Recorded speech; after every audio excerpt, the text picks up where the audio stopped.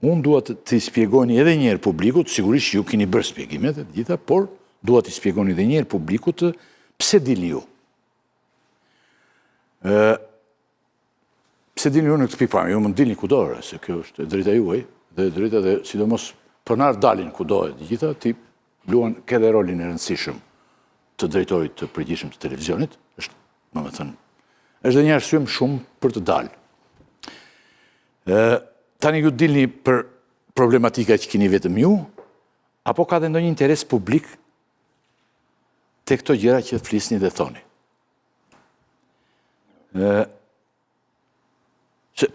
Ne mund të pranojmë në emision të një pronari televizionit do të dalë, por këto janë dhe probleme, mendoj unë, të interesit publik.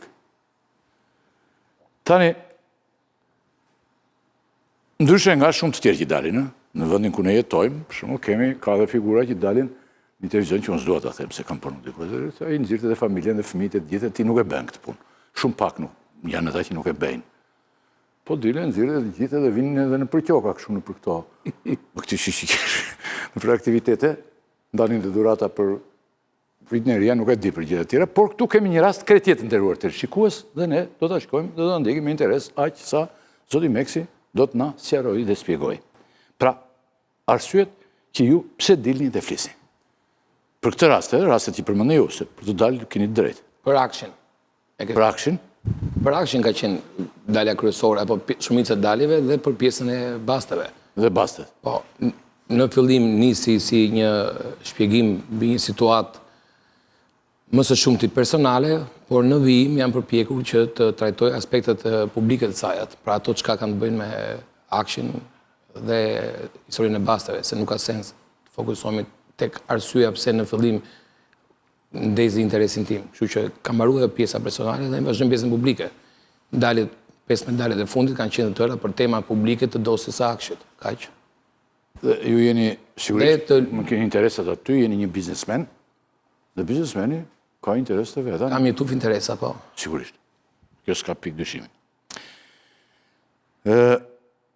Ju jeni, thamë, biznesmen dhe është e drejta juaj të dilni vërtet. Tani, si ju përgjigjeni ju atyre që thonë që juve, ndoshta mos janë prishur dhe interesat tuaja.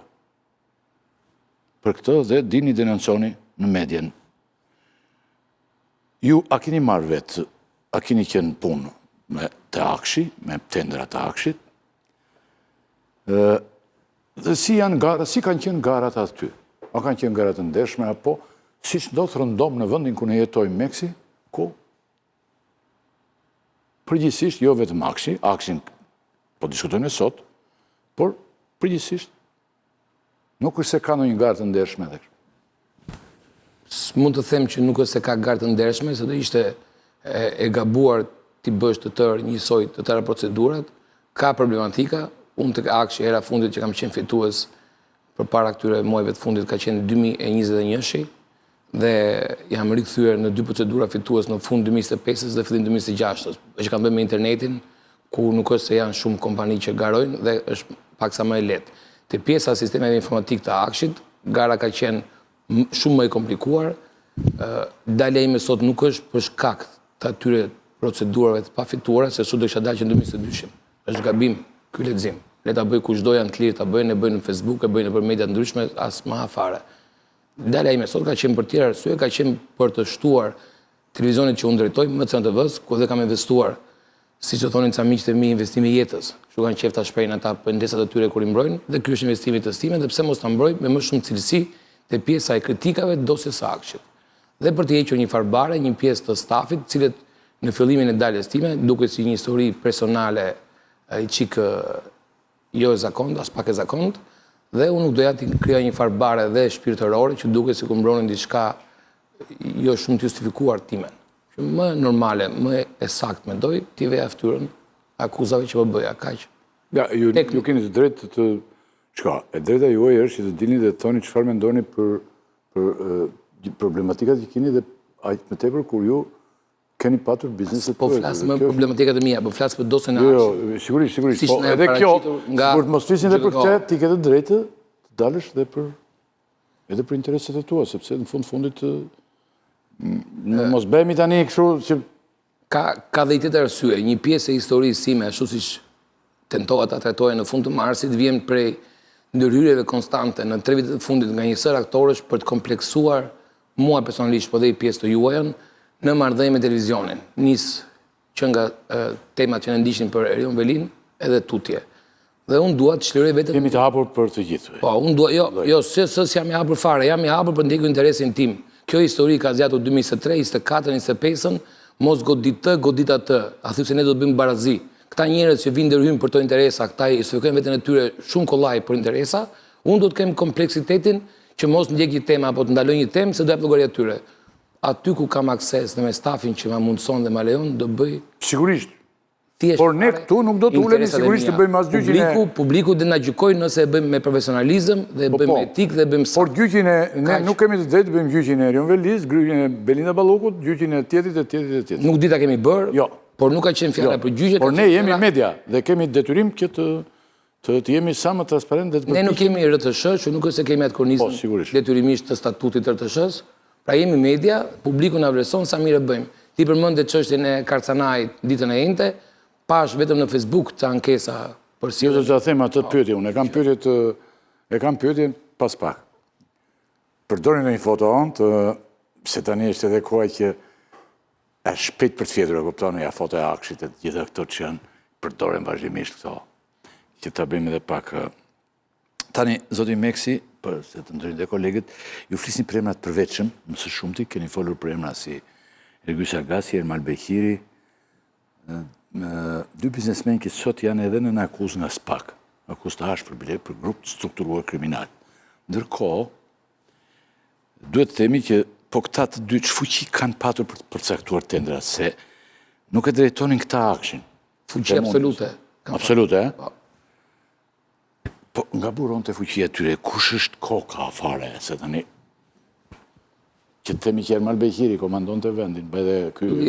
Një nga arsyet apo ato idet që është vështirë ta provosh, po unë prandaj kam dashur të jap zë personalisht, duke qenë paksa në limitet e skajit, konspiracionit, nuk ma kanë ndjerë t'ja ngecë një gazetari për ta bërë, ka qenë ideja ime që aty ka pasur një mashtrim të madh dhe dezinformim të madh.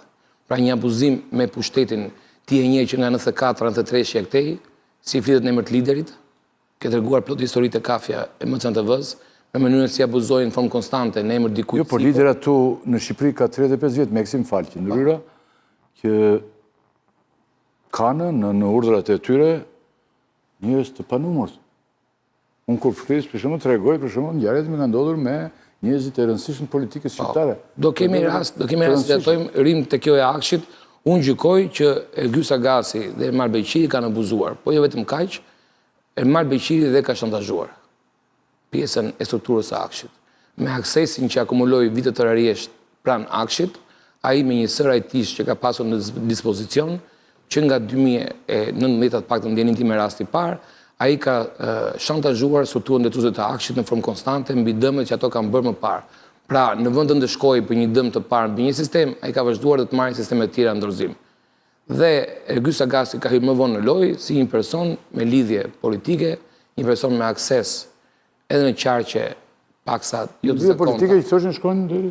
Kështu thoshte ai, kështu e kam besuar disa, unë s'kam një provë të sens, nuk kam dhe mund ta them ashtu. Madje në shumë dalje kam thënë shperimisht të kundërtën. Ai ka abuzuar në të sens të qëndrimi im. Le ta tatojnë si duan, le ta gjykojnë si duan, por të mendim kam. Ndërsa struktura ekzistuese e Akshit ka qenë një strukturë relativisht e heshtur.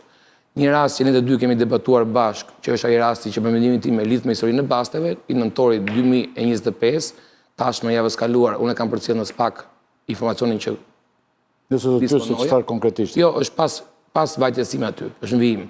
Informacionin që disponoja mbi atë rast e kam përcjellë në SPAK, pasi dhe trajtova me personat të cilët më thirrën, është në sytë e mi ka qenë e qartë që tentakulat e tia për të shtruar si më themi, pushtet paralel, po thuajse në çdo vend ku kishte të dhëna informatike, janë të dukshme. Sa shumë e ka bërë, do duhen e time. Dhe, për t'u kthyer pyetjes së parë, daljet e mia kanë qenë për të ngritur këtë lloj këndvështrimi mbi të tërë aferën. Duke qenë që dosjet, ato 4 vendimet që kanë qarkullojnë të GKK-s, kanë mjaftueshëm detaje, duke qenë që janë shumë teknik, Unë kam vënë një farë, po themi, detyrë misioni dhe kuptohet për interesin tim vetes time për ta tatuar sa më shumë të jetë mundur. Dhe besoj kemi bërë në top 15-20 ditë në një farmase. Me që japës së zbasteve, ne do të themi dhe pak më pas, më thënë çfarë ju me keni biseduar dhe fornus pak, por është një fenomen shumë interesant në Shqipëri. Ka një bord i cili paguhet e gjitha, por vazhdon të jetë një ilegalitet plot. Është shumë interesante kjo gjë. E çuditshme, e çuditshme do thosha, dhe interesante dhe kush e komandon, kush e drejton, kush është mbrapa. Janë shumë interesante këto. Megjithatë janë në zhvillim dhe të shohim.